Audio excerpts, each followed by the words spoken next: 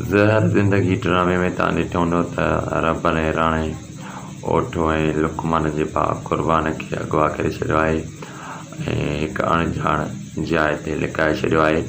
दोस्तो, मां तव्हांखे ॿुधाईंदो हलां त हिन वक़्तु लुकमान ऐं ओठो ॾाढा परेशान आहिनि। क़ुर्बान वियो त पर काॾे वियो। दोस्तो, ओठो पंहिंजे भाउ लुकमान खे चई रहियो आहे त अदा साईं जेको आहे त ॻोठाण चाच कर त उते क़ुर्बान पुॻो आहे या किथे रस्ते में गुम थी वियो आहे।